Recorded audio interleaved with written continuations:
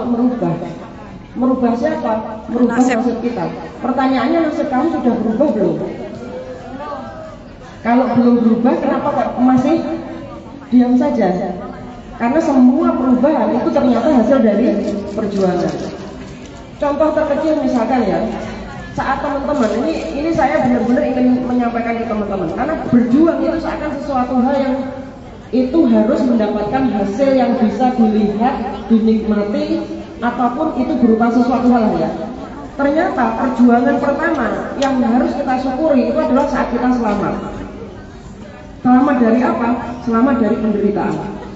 Apapun yang membuat jiwa kita sedih, membuat kita takut, membuat kita itu nggak enak, maka hakikatnya itu sesuatu hal yang penderitaan. Maka selamatkanlah dirimu dari penderitaan. Contoh kasus, ada satu anak pekerja migran, dia itu sudah kondisinya sudah hampir mati. Dia nggak digaji majikannya, sakit determinate. Harusnya kalau dia sakit determinate, dia punya hak yang namanya hak ganti rugi atas pemutusan kontrak kerja tadi.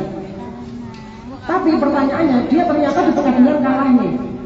Kan kalah ya berjuang, berarti dia akan mengatakan, wah ternyata aku 1 tahun ini menunggu hasilnya dan perjuanganku sia-sia. Dia lupa bahwa hakikatnya kamu telah menang. Kenapa? Karena kamu telah menyelamatkan dirimu sehingga kamu bisa sehat dan bisa bekerja kembali. Nah, ini kemenangan yang nggak pernah diukur, bahkan lupa untuk kita syukuri. Sama teman-teman yang ada di Hong Kong, saat kita terlantar di Hong Kong, label kita adalah perempuan TKW, pekerja rumah tangga, janda lagi ya. Itu sudah menjadi label yang membuat seakan-akan kita itu perempuan yang sangat tidak ya, perjuangan kita yang mengorbankan keluarga kita bertahun-tahun itu seakan-akan hilang saat kita jadi janda, hilang saat kita mengalami penganiayaan. Bahkan semua perjuangan teman-teman yang membiayai anak sekolah sampai SMA itu hilang saat kita misalkan cerai, saat kita misalkan menikah lagi, atau teman-teman memutuskan untuk tidak pulang.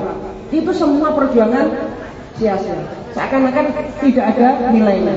Siapa yang bisa menghargai itu?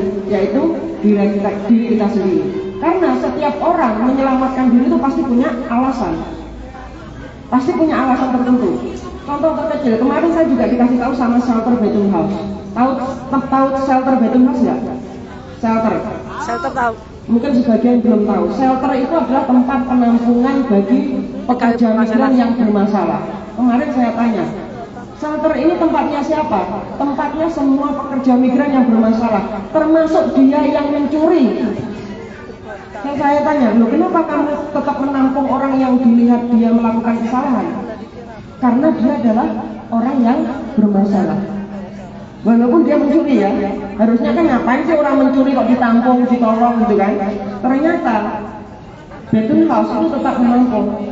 Kenapa menampung pekerja migran yang terbukti mencuri misalkan? Karena dia melakukan pencurian itu untuk dia bisa selamat.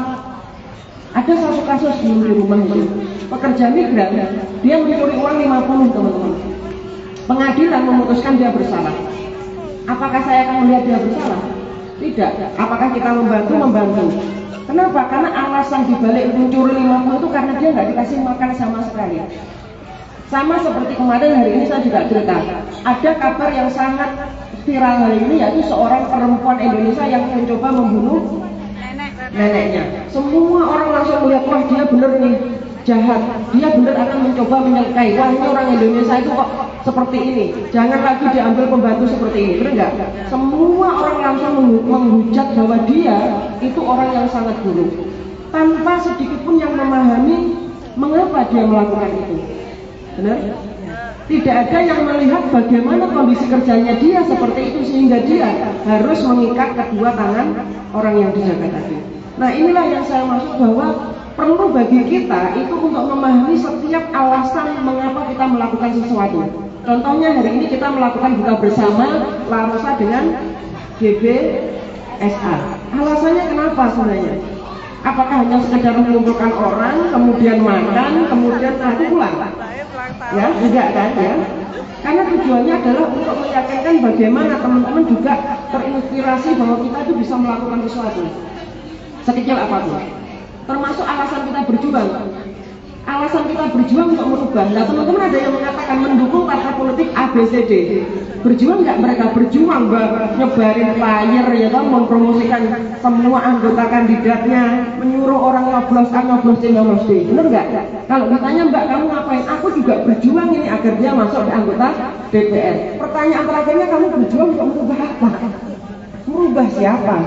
Ya, jadi ini juga penting bagi kita semuanya di sini teman-teman ya, bahwa kita sebagai perempuan, sebagai pekerja rumah tangga, sebagai ibu, sebagai anak perempuan, jangan pernah berhenti berjuang. Karena perjuangan yang sesungguhnya itu bukan hanya untuk membebaskan anak kita, keluarga kita dari rasa kelaparan dan penderitaan. Justru yang harus kita perjuangkan adalah bagaimana kamu membebaskan dirimu sendiri dari penderitaan. Ya, karena penderitaan itu banyak sekali. Penderitaan itu justru muncul karena kita banyak pikiran. Ya, kalau banyak pikiran pasti kamu menderita, Mbak. Tapi kalau berpikir nggak menderita. Kenapa? Kalau berpikir pasti kita berusaha untuk mencari solusi. Kalau banyak pikiran adalah ketakutan. Nah di sini Hong Kong itu negara yang memiliki aturan hukum. Hong Kong di tengah situasi politik baru itu juga melarang kita semuanya melakukan aksi besar, nggak seperti dulu lagi. Bahkan teman-teman merasakan nggak saat Indonesia saat ini semuanya demo menolak undang-undang TNI, teman-teman sedih nggak bisa melakukan apa-apa? Teman-teman hanya bisa melihat Instagram, Facebook yang tiba-tiba ada satu keluarga yang digusur, satu keluarga yang tiba-tiba kehilangan sertifikat dan lain sebagainya. Kita sedih nggak? Sedih banget kan ya? Nah pertanyaannya apa yang harus kita lakukan? Nah ini pertanyaan besar. Kenapa saya juga khawatir nih? Kenapa di Hong Kong sekarang kita nggak boleh demo? Tapi apakah kita akan diam saja? Ya, maka di sini saya hanya bilang, tolong sampaikan berita. Indonesia memang tidak baik-baik saja. Tolong sampaikan kepada semua orang. Kita harus menyiapkan diri kita. Apa menyiapkan diri kita? Apakah kamu akan pulang hari ini atau besok? Atau bagaimana kita akan memperbaiki agar kita semuanya siap untuk pulang?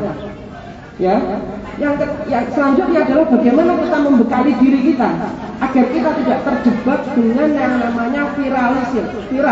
Yang viral itu jangan terjebak, tapi kita memahami apa yang harus saya lakukan nih agar saya bisa berjuang dan melakukan sebuah perbaikan. Nah pentingnya teman-teman di sini, saya yakin La Rosa sama DSB GBSA itu melakukan pertemuan ini, melakukan acara buka bersama ini tujuannya cuma satu, kita saling mengenal satu sama lainnya. Kalau ada apa-apa, tolong hubungi orang-orang yang kenal ini. Yang kedua adalah kita saling mendekat, ya, informasi apapun tolong di-share. Yang terakhir adalah mari kita berkumpul lagi, apa yang bisa kita lakukan bersama-sama nih saat kita melihat Indonesia sedang tidak baik-baik saja. Ya, jadi buat teman-teman semuanya, mari kita terus bekali diri dengan belajar. Mari bersatu untuk berjuang untuk merubah nasib kita semuanya, dan jangan berhenti untuk belajar dan bertanya. Saat kita sudah berhenti belajar dan bertanya, hakikatnya kebahagiaan itu sudah kamu hentikan sendiri. Jadi jangan pernah berhenti dan bertanya dan berjuang, karena itulah sebenarnya makna dari sebuah kehidupan. Ya, mudah-mudahan apa yang saya sampaikan membawa manfaat buat teman-temannya, dan saya ingin mengucapkan terima kasih buat semuanya yang telah menyiapkan makanan hari ini. Semoga makanan yang kita makan nanti bermanfaat ya. Amin, amin. Dan semoga apapun yang membuat kita berkumpul hari ini juga membawa kebahagiaan bagi kita semuanya dan membawa energi yang sangat positif, sehingga kita akan menjadi manusia yang lebih berguna bagi diri kita dan juga bersama kita. Sekian, wassalamualaikum warahmatullahi wabarakatuh.